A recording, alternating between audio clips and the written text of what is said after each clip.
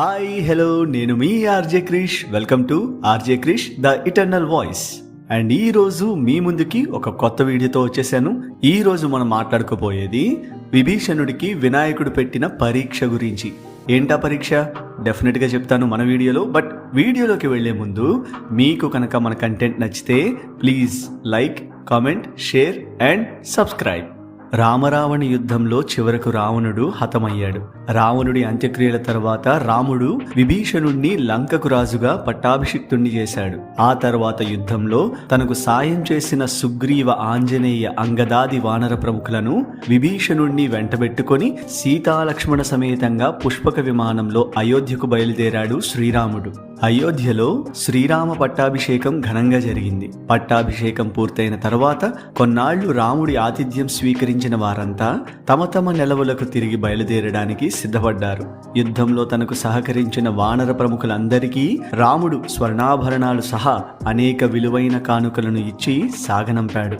రావణుడికి సోదరుడై ఉన్నప్పటికీ యుద్ధంలో తన పక్షాన నిలిచిన విభీషణుడికి సాగనంపేటప్పుడు ప్రత్యేకమైన కానుక ఇవ్వాలనుకున్నాడు శ్రీరాముడు. అందుకని తమ ఇలవేల్పు అయిన శ్రీరంగనాథుడి విగ్రహాన్ని విభీషణుడికి ఇచ్చాడు.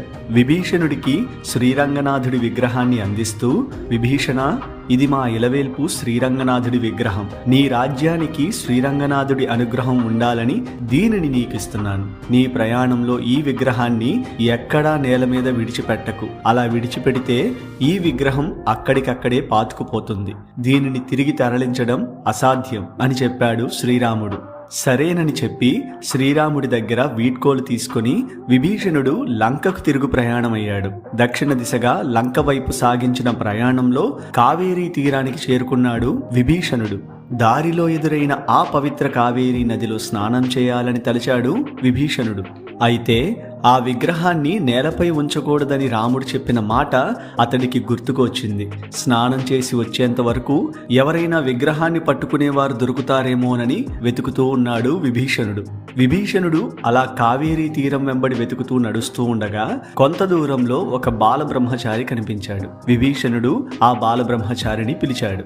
అతడు విభీషణుడి దగ్గరికి వచ్చి నిలిచాడు. బాలక, నేను ఈ పవిత్ర కావేరీ జలాలలో స్నానం చేసి సంధ్య వార్చుకోవాలనుకుంటున్నాను. నా చేతనున్న ఈ విగ్రహాన్ని నేల మీద పెట్టకూడదని ఒక నియమం ఉంది. అందువల్ల నేను స్నానం చేసి తిరిగి వచ్చేంత వరకు దీనిని పట్టుకోగలవా? అభ్యర్థనగా అడిగాడు విభీషణుడు. విగ్రహాన్ని పట్టుకుంటాను గాని ఒక షరతు అన్నాడా బాలబ్రహ్మచారి దర్పంగా విభీషణుడి కేసి చూస్తూ. ఏమిటా షరతు అని అడిగాడు విభీషణుడు. నాకు బోలెడు పనులున్నాయి, ఇక్కడ ఎక్కువసేపు ఉండలేను. నువ్వు త్వరగా స్నాన సంధ్యలు పూర్తి చేసుకుని వచ్చేయాలి. నాకు కాలాతీతమైతే నిన్ను 3 సార్లు పిలుస్తాను. నేను 3వ పిలిచేసరికి నువ్వు వచ్చి విగ్రహాన్ని తీసుకోవాలి. లేకుంటే ఇక్కడ ఆ విగ్రహాన్ని ఉంచి వెళ్ళిపోతాను అని చెప్పాడు బాలబ్రహ్మచారి. సరేనంటూ విభీషణుడు విగ్రహాన్ని ఆ బాలకుడికి అప్పగించి స్నాన సంధ్యల కోసం నదికి వెళ్ళాడు. విభీషణుడు కావేరీ నదిలో ఇలా దిగాడో లేదో, ఇదిగో పెద్ద మనిషి, తొందరగా వచ్చేసేయ్, నాకు సమయం మించిపోతోంది అంటూ కేకవేశాడు బాలబ్రహ్మచారి. విభీషణుడు స్నానం ముగించుకునే లోపునే 2వ కేకవేశాడు. సంధ్య వార్చుకుంటూ ఉండగా 3వ కేకవేశాడు బాలబ్రహ్మచారి. విభీషణుడు పరుగున వచ్చేలోగానే ఆ బాలబ్రహ్మచారి విగ్రహాన్ని నేల మీద ఉంచి చకచకా నడుచుకుంటూ ముందుకు సాగాడు. శ్రీరంగనాథుడి విగ్రహం అక్కడే నేలలోకి పాతుకుపోయింది. విగ్రహాన్ని పైకెత్తడానికి విభీషణుడు తన బలమంతా ఉపయోగించి ప్రయత్నించాడు. అతడి ప్రయత్నం విఫలమైంది.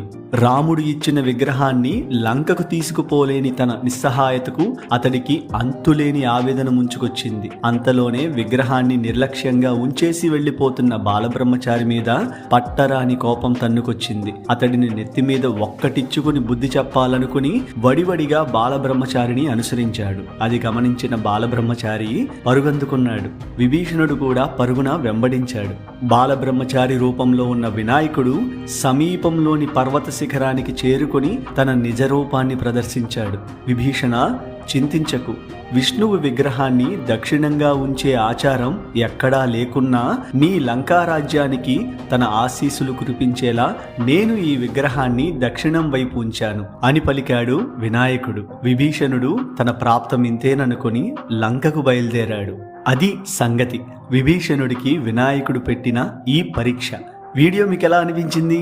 మీకు నచ్చితే డెఫినెట్గా లైక్ చేసి కామెంట్ చేసి షేర్ చేసి మన RJ Krish the eternal voice ఛానల్కి సబ్స్క్రైబ్ చేయండి. మళ్ళీ నెక్స్ట్ వీడియోలో మరింత ఇంట్రెస్టింగ్ విషయంతో మళ్ళీ కలుసుకుందాం.